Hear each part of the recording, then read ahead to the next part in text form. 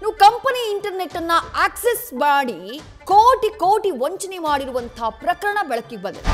Credit ಅನ್ನುವಂತಹ ಕಂಪನಿಯ ಡೇಟಾನ ಕಳುವು ಮಾಡಿ ವಂಚನೆ ಮಾಡಿದ್ರು ಖದೀಮರು.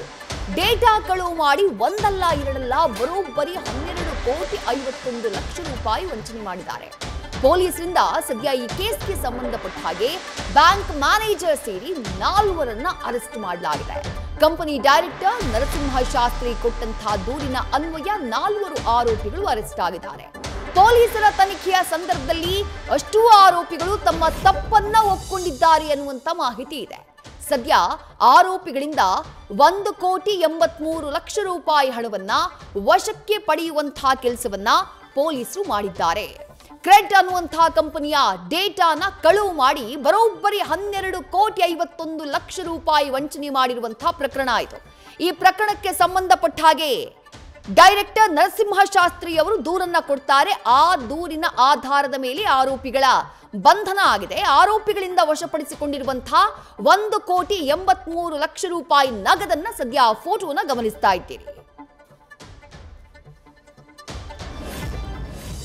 ಪ್ರೈವೇಟ್ ಕಂಪನಿಯ ಒಂದು ಅಕೌಂಟನ್ನು, ಈ ಆಕ್ಸಿಸ್ ಬ್ಯಾಂಕ್ನಲ್ಲಿ ಇರ್ತಕ್ಕಂತಹ ಅಕೌಂಟನ್ನು, ಅದರ ಒಂದು ಲಿಂಕ್ ಆಗಿರ್ತಕ್ಕಂಥ ಮೊಬೈಲ್ ನಂಬರ್ ಮತ್ತು ಇಮೇಲ್ ಐಡಿಯನ್ನು ಗಮನಿಸಿ ಅದನ್ನು ತೆಗೆದುಕೊಂಡು ನಂತರ ಕಾರ್ಪೊರೇಟ್ ಇಂಟರ್ನೆಟ್ ಬ್ಯಾಂಕಿಂಗ್ ಫಾರ್ಮ್ಗಳನ್ನು ನಕಲಿ ಮಾಡಿ, ಜೊತೆಗೆ ಬೇರೆ ಈ ಸೀಲ್ಗಳನ್ನು ನಕಲಿ ಮಾಡಿ ಅವರ ಅಕೌಂಟ್ನಿಂದ, ಆ ಖಾಸಗಿ ಕಂಪನಿಯ ಅಕೌಂಟ್ನಿಂದ ಸುಮಾರು 12 ಕೋಟಿ 51 ಲಕ್ಷದಷ್ಟು ದೊಡ್ಡ ಮೊತ್ತದ ಹಣವನ್ನು ಬೇರೆ ಬೇರೆ ಖಾತೆಗಳಿಗೆ ವರ್ಗಾವಣೆ ಮಾಡಿಕೊಂಡಿರ್ತಕ್ಕಂತಹ ಒಂದು ಪ್ರಕರಣ ಜರುಗಿದ್ದು, ಅದರ ತನಿಖೆಯನ್ನು ಕೈಗೊಂಡ ಸೆನ್ ಪೂರ್ವ ವಿಭಾಗದ ಪೊಲೀಸರು ಗುಜರಾತ್ ರಾಜ್ಯದಲ್ಲಿ ಈ ಆಕ್ಸಿಸ್ ಬ್ಯಾಂಕ್ನ ಓರ್ವ ಮ್ಯಾನೇಜರ್ ಜೊತೆ ಸೇರಿದಂತೆ ಉಳಿದ ಒಟ್ಟು 4 ಜನರನ್ನ ಬಂಧಿಸುವಲ್ಲಿ ಯಶಸ್ವಿಯಾಗಿದ್ದಾರೆ. ಮತ್ತು ಈ ರೀತಿ ಏನು ಅವರು ಬೇರೆ ಬೇರೆ 17 ಅಕೌಂಟ್ಗಳಿಗೆ ದುಡ್ಡನ್ನು ಹಾಕಿಸ್ಕೊಂಡಿದ್ರು, ಅದರಲ್ಲಿ ಸುಮಾರು 55 ಲಕ್ಷದಷ್ಟು ಹಣವನ್ನು ಫ್ರೀಸ್ ಮಾಡಲಾಗಿದೆ. ಜೊತೆಗೆ ಈ ಆರೋಪಿಗಳಿಂದ ಸುಮಾರು 1 ಕೋಟಿ 28 ಲಕ್ಷ 48,500 ರೂಪಾಯಿಗಳಷ್ಟು ಹಣವನ್ನು ಅವರಿಂದ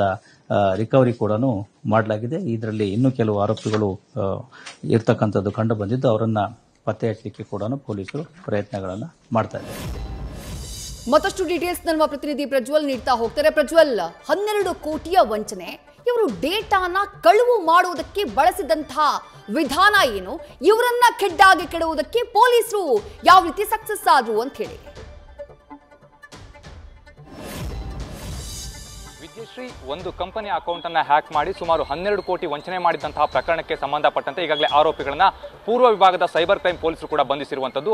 ಈ ಒಂದು ಪ್ರಕರಣವನ್ನು ಗಮನಿಸ್ತಾ ಹೋದ್ರೆ ಇಲ್ಲಿ ನೇಹಾ ಬೆನ್ ಅನ್ನುವಂಥ A1 ಆರೋಪಿ ಏನಿದ್ದಾರೆ ಅವರೇ ಇದರ ಮಾಸ್ಟರ್ ಮೈಂಡ್ ಅನ್ನುವಂಥದ್ದು ಇಲ್ಲಿ ಗೊತ್ತಾಗ್ತಾ ಹೋಗುತ್ತೆ. ಈ ನೇಹಾ ಬೆನ್ ಏನಿರ್ತಾರೆ ಇಲ್ಲಿ ಆಕ್ಸಿಸ್ ಬ್ಯಾಂಕ್ ನ ಮ್ಯಾನೇಜರ್ ಆಗಿರುವಂಥ ವೈಭವ್ ಅವರಿಗೆ ಪರಿಚಯ ಆಗ್ತಾಳೆ. ಅದು ಯಾವ ರೀತಿಯಲ್ಲಿ ಪರಿಚಯ ಆಗ್ತಾಳೆ ಅಂತ ಹೇಳಿದ್ರೆ, ನಾನು ಪೊಲೀಸ್ ಅಂತ ಹೇಳಿ ಆಕೆ ಆತನೊಂದಿಗೆ ಪರಿಚಯವನ್ನು ಮಾಡ್ಕೊಳ್ತಾಳೆ. ನನಗೆ ಅಕೌಂಟ್ಗಳ ಡೀಟೇಲ್ಸ್ ಬೇಕು, ನಾನೊಂದಿಷ್ಟು ಅಕೌಂಟ್ ನಂಬರ್ಗಳನ್ನ ಕಳಿಸ್ತೀನಿ, ಆ ಅಕೌಂಟ್ ಆಕ್ಟಿವ್ ಆಗಿದೆಯೋ ಅಥವಾ ಡಿಆಕ್ಟಿವ್ ಆಗಿದೆಯೋ ಅನ್ನೋದ್ರ ಬಗ್ಗೆ ಮಾಹಿತಿಯನ್ನು ಕೊಡಬೇಕು ಅಂತ ಹೇಳಿ ಆಕೆ ಆತನೊಂದಿಗೆ ಹೇಳಿರ್ತಾಳೆ. ಇದೇ ರೀತಿಯಲ್ಲಿ ಸುಮಾರು 18ರಿಂದ 20 ಅಕೌಂಟ್ಗಳನ್ನ ಕೂಡ ಕಳುಹಿಸಿ ಕೊಟ್ಟಿರ್ತಾಳೆ. ಆಗ ವೈಭವ್ ಕೂಡ ಅದನ್ನ ಪರಿಶೀಲನೆ ಮಾಡುವಂತ ಒಂದು ಕೆಲಸವನ್ನ ಮಾಡ್ತಾನೆ. ಆಗ ಒಂದು ವಿಚಾರ ಸ್ಪಷ್ಟವಾಗುತ್ತೆ, ಒಂದು ಅಕೌಂಟ್ ಮಾತ್ರ ಆಕ್ಟಿವ್ ನಲ್ಲಿದೆ, ಇದರಲ್ಲಿ ಸಾಕಷ್ಟು ಹಣದ ವ್ಯವಹಾರ ನಡೆದಿದೆ ಅನ್ನೋದನ್ನ ವೈಭವ್ ನೇಹಾ ಬಳಿಯಲ್ಲಿ ಹೇಳಿರ್ತಾನೆ. ಈ ನೇಹಾ ಏನಿರ್ತಾಳೆ ಯಾವಾಗಲೂ ಕೂಡ ಹವಾಲಾ ದಂಧೆಯನ್ನೇ ಮಾಡ್ತಾ ಇದ್ಲು ಅನ್ನುವಂತ ಒಂದು ಪ್ರಾಥಮಿಕ ಮಾಹಿತಿ ಏನಿದೆ ಅದು ಕೂಡ ಈಗ ಲಭ್ಯವಾಗ್ತಾ ಇರುವಂತದ್ದು. ಅದರಲ್ಲಿ ವೈಭವ್ ಏನಿರ್ತಾನೆ ಆತ ಸುಮಾರು 12 ಕೋಟಿ ಹಣ ಇರೋದ್ರ ಬಗ್ಗೆ ಮಾಹಿತಿಯನ್ನು ಕೊಟ್ಟಿರ್ತಾಳೆ. ಅದೇ ರೀತಿಯಲ್ಲಿ ಕ್ರೆಡ್ ಕಂಪನಿಯ ಅಕೌಂಟ್ ಇದು ಅನ್ನೋದನ್ನ ಕೂಡ ಆಕೆಗೆ ತಿಳಿಸಿರ್ತಾರೆ.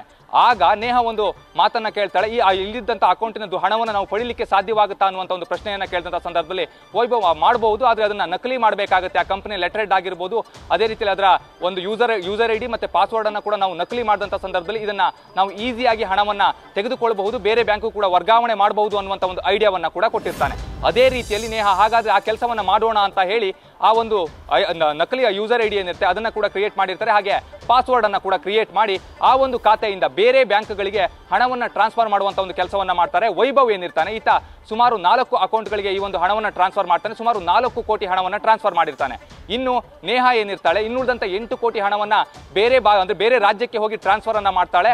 ಅದು ಕೂಡ 8 ಕೋಟಿ ಹಣ ಆಗಿರುತ್ತೆ. ಅದರಲ್ಲಿ ಸುಮಾರು ಖಾತೆಗಳಿಗೆ ಇವರು ಬೇನಾಮಿ ಖಾತೆಗಳಿಗೆ ಹಣವನ್ನು ಹಾಕ್ತಾರೆ, ಅದೇ ರೀತಿಯಲ್ಲಿ ಹಣವನ್ನು ಕೂಡ ಪಡಿತಾ ಬರ್ತಾರೆ. ಈಕೆ ಒಂದು ಕಾರನ್ನ ಕೂಡ ಖರೀದಿ ಮಾಡಿರ್ತಾಳೆ. ಅದೇ ರೀತಿಯಲ್ಲಿ ಈ ವೈಭವ್ ಏನಿರ್ತಾನೆ ಸಾಕಷ್ಟು ಹಣವನ್ನು ಮನೆಯಲ್ಲೇ ಇಟ್ಟಿರ್ತಾನೆ, ಇನ್ನುಳಿದಂತ ಹಣವನ್ನು ಖರ್ಚು ಮಾಡಿರ್ತಾನೆ ಅನ್ನುವಂಥ ಒಂದು ಮಾಹಿತಿ ಏನಿದೆ ಅದು ಕೂಡ ಈಗ ಲಭ್ಯವಾಗ್ತಾ ಇರುವಂಥದ್ದು. ಕೇವಲ 12 ಕೋಟಿಲಿ ಪೊಲೀಸರಿಗೆ ಸಿಕ್ಕಿರುವಂಥದ್ದು 1 ಕೋಟಿ ಹಣ ಮಾತ್ರ ಜಪ್ತಿ ಮಾಡಲಿಕ್ಕೆ ಸಾಧ್ಯವಾಗಿದೆ. ಅದನ್ನು ಹೊರತುಪಡಿಸಿ ಅತಿ ಹೆಚ್ಚಿನ ಹಣವನ್ನು ಜಪ್ತಿ ಮಾಡೋದಕ್ಕೂ ಕೂಡ ಸಾಧ್ಯವಾಗಿಲ್ಲ. ಯಾಕೆ ಅಂತ ಹೇಳಿದ್ರೆ ಈ ನೇಹಾಬೇನ್ ಏನಿರ್ತಾಳೆ ಸಾಕಷ್ಟು ಹಣವನ್ನು NGO ಅಕೌಂಟ್ಗಳೇನಿರ್ತವೆ ಆ ರೀತಿ ಅಕೌಂಟ್ಗಳಿಗೂ ಕೂಡ ಟ್ರಾನ್ಸ್ಫರ್ ಮಾಡಿದ್ಲು. ಇನ್ನೊಂದು ಕಡೆಯಲ್ಲಿ ಹವಾಲಾ ಅಕೌಂಟ್ಗಳಿಗೆ ಈಕೆ ಟ್ರಾನ್ಸ್ಫರ್ ಮಾಡಿದಂಥ ವೇಳೆಯಲ್ಲಿ 50% ನನಗೆ 50% ನಿಮಗೆ ಅನ್ನುವಂಥ ಒಂದು ವ್ಯವಹಾರ ಏನಿರುತ್ತೆ ಅದು ಹವಾಲದಲ್ಲಿ ನಡೀತಾ ಇರುತ್ತೆ. ಅಂದರೆ 1 ಕೋಟಿ ಹಣವನ್ನು ಏನಾದರೂ ಟ್ರಾನ್ಸ್ಫರ್ ಮಾಡಿದ್ರೆ 50 ಲಕ್ಷ ಹಣವನ್ನು ಈಕೆಗೆ ಕೊಟ್ಟರೆ ಇನ್ನು 50 ಲಕ್ಷ ಹಣವನ್ನು ಆ ಖಾತೆಯ ಅಕೌಂಟ್ ಹೋಲ್ಡರ್ ಯಾರಿರ್ತಾನೆ ಆತನೇ ಇಟ್ಕೊಂಡಿರ್ತಾನೆ. ಅದನ್ನು ಕೂಡ ರಿಕವರಿ ಮಾಡುವಂಥ ಒಂದು ಕೆಲಸವನ್ನು ಮಾಡ್ತಾ ಇದ್ದಾರೆ. ಅಂದರೆ ಇಲ್ಲಿ ಯಾರದ್ದೋ ಖಾತೆಯ ಬ್ಯಾಂಕ್ ಡೀಟೇಲ್ಸ್ ಅನ್ನು ಪಡೆದು ಅನಂತರದಲ್ಲಿ ಆ ಒಂದು ಹಣವನ್ನು ಬೇರೆ ಖಾತೆಗೆ ವರ್ಗಾವಣೆ ಮಾಡಿ ಇಲ್ಲಿ ವಂಚನೆ ಮಾಡಿರುವಂಥದ್ದೇ ಅದು ಸ್ಪಷ್ಟವಾಗಿ ಗೊತ್ತಾಗ್ತಾ ಇರುವಂಥದ್ದು. ಸುಮಾರು 12 ಕೋಟಿ ಹಣವನ್ನು ಇವರು ವಂಚನೆ